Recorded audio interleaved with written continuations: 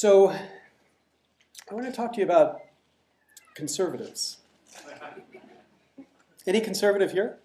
I don't want to out anybody. Anybody know any conservatives here? Okay, great. Because I want to talk about what we learn from conservatives. And I'm at a stage in life where I'm yearning for my old days, so I want to confess to you that when I was a kid, indeed I was conservative. I was a young Republican, a teenage Republican, a leader in the Teenage Republicans. Indeed, I was the youngest member of any delegation in the 1980 convention that elected Ronald Reagan to be the Republican nominee for president. Now, I know what you're thinking. You're thinking, that's not what the internets say. You're thinking Wikipedia doesn't say this fact, and indeed, this is just one of the examples of the junk that flows across the tubes in these internets here. Wikipedia reports that this guy, this former congressman from Erie, Pennsylvania, was at the age of 20 one of the youngest people at the Republican National Convention, but it's just not true. Indeed, it drives me so nuts. Let me just change this little fact.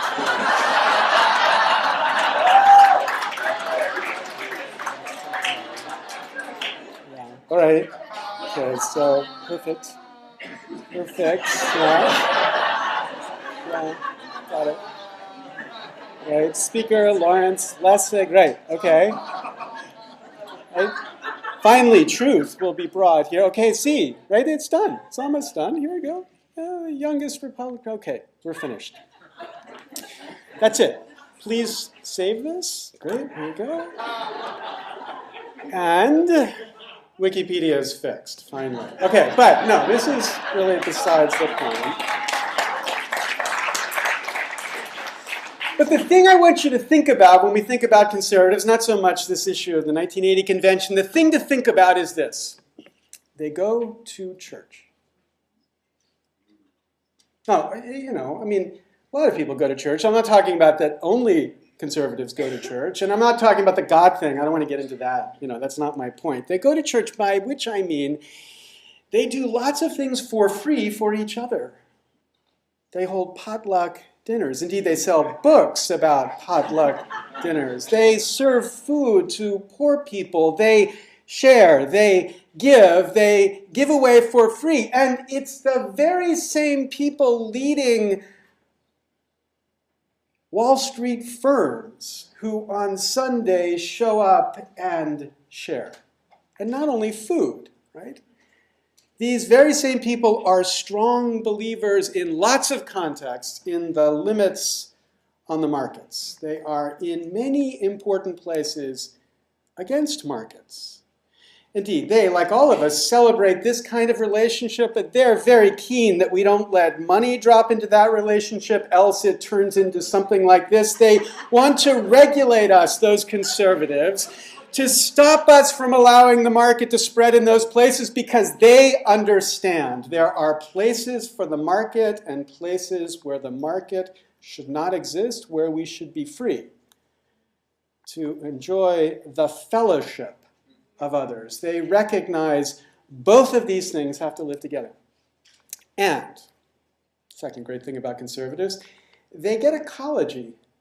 Right? It was the first great Republican president of the 20th century who taught us about environmental thinking, Teddy Roosevelt. They first taught us about ecologies in the context of natural resources, and then they began to teach us in the context of innovation, economics. They understand in that context, they understand free is an important, essential part of the cultural ecology as well. That's the thing I want you to think about that.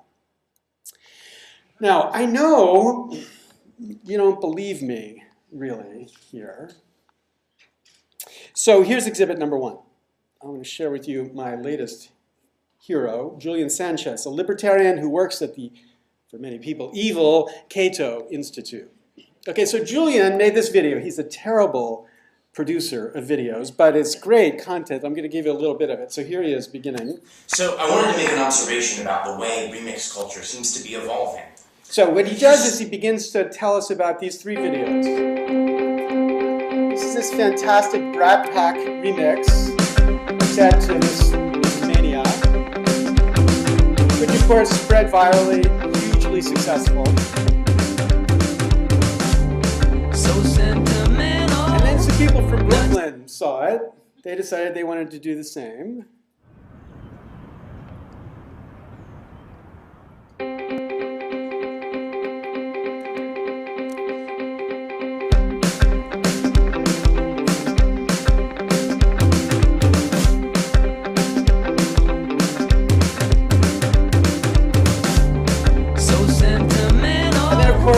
People from San Francisco saw it, and San Francisco thought they had to do the same as well.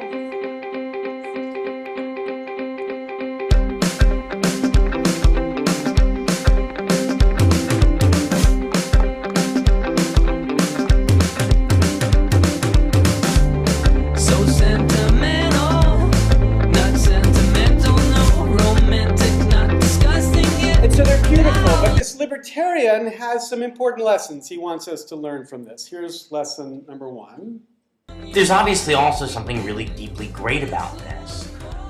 They're acting in the sense that they're emulating the original mashup, and the guy who shot it obviously has a strong eye and some experience with video editing, but this is also basically just a group of friends having an authentic social moment and screwing around together. It should feel familiar and kind of resonate for anyone who's at a sing-along or a dance party with a group of good friends. Or, So that's importantly different from the earlier videos we looked at, because here, remix isn't just about an individual doing something alone in his basement. It becomes an act of social creativity. And it's not just that it yields a different kind of product at the end, it's that potentially it changes the way we relate to each other. All of our normal social interactions become a kind of invitation to this sort of collective expression.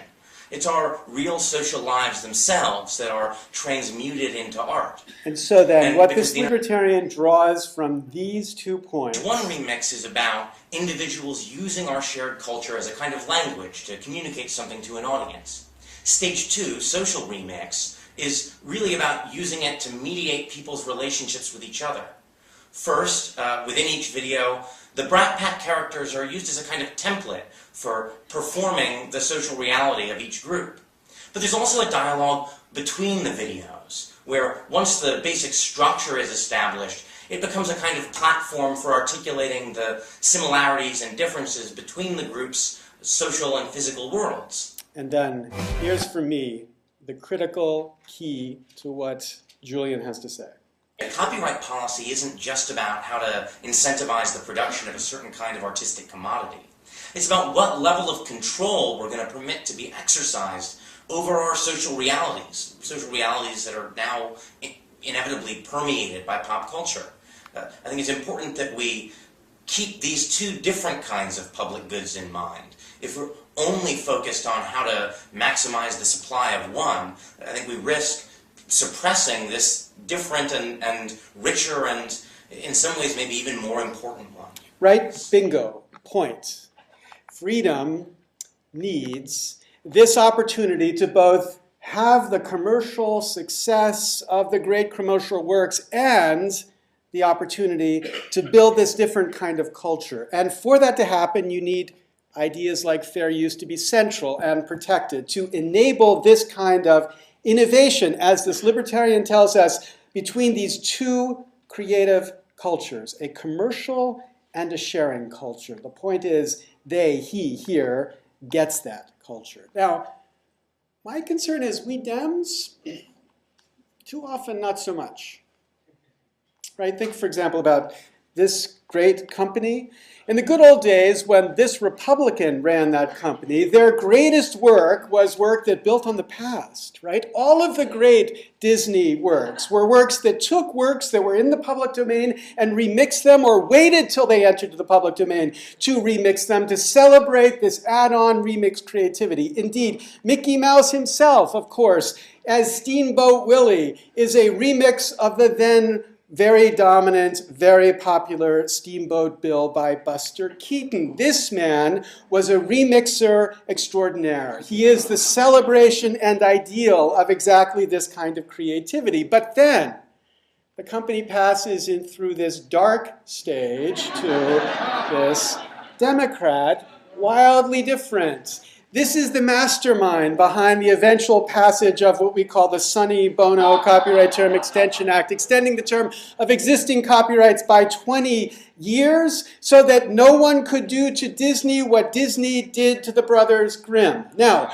when we tried to challenge this, going to the Supreme Court, getting the Supreme Court, the bunch of conservatives there, if we could get them to wake up to this, to strike it down, we had the assistance of Nobel Prize winners, including this right-wing Nobel Prize winner, Milton Friedman, who said he would join our brief only if the word no-brainer was in the brief somewhere.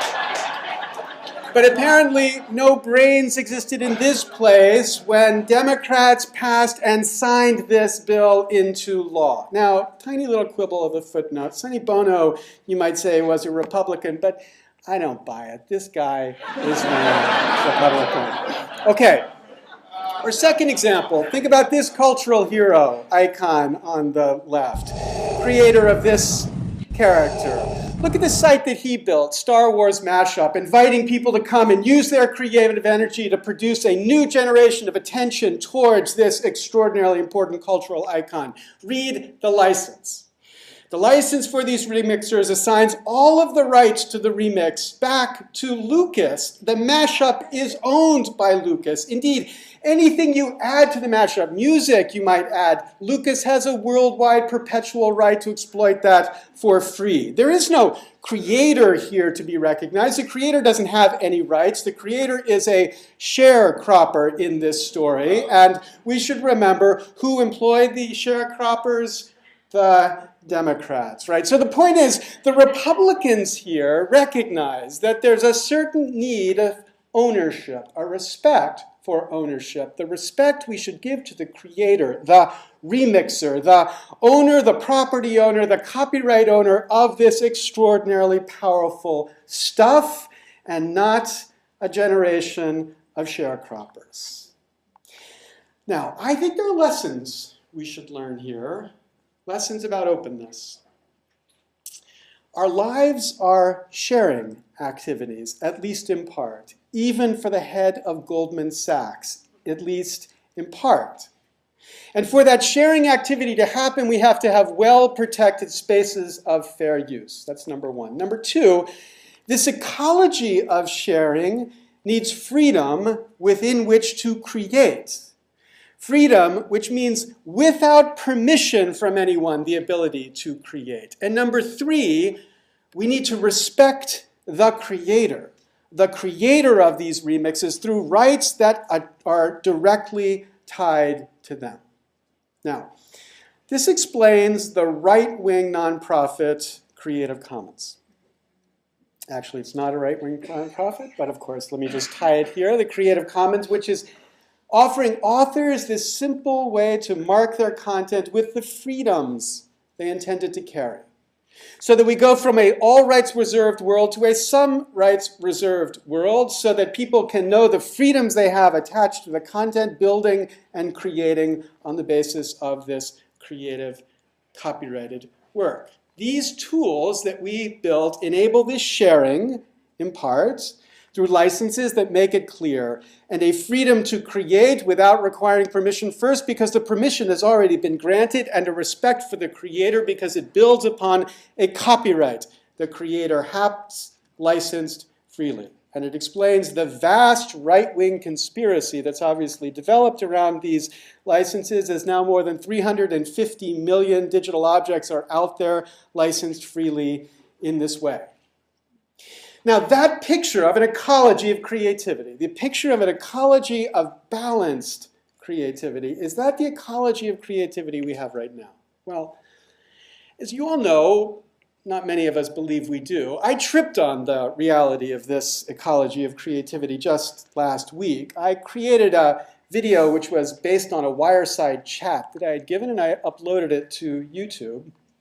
I then got this email from YouTube weirdly notifying me that there was content in that owned by the mysterious WMG that matched their content ID. So I didn't think much about it. And then on Twitter, somebody said to me, your talk on YouTube was DMCA'd. Was that your purpose? Imagining that I had this deep conspiracy to reveal the obvious flaws in the DMCA. Answer, no, I didn't even think about it. But then I went to the site, and all of the audio in my site had been silenced. My whole 45-minute video had been silenced because there were snippets in that video, a video about fair use that included Warner Music Group music. Now, interestingly, they still sold ads for that music. If you played the silent video, you could still buy the music, but you couldn't hear anything because it had been silenced. So I did what the current regime says I must do to be free to use YouTube to talk about fair use. I went to this site and I had to answer these questions. And then in an extraordinarily Bart Simpson-like juvenile way, you've actually got to type out these words and get them right to reassert your freedom to speak. And I felt like I was in third grade again. I will not put tax on the teacher's chair. I will not put tax on the teacher's chair.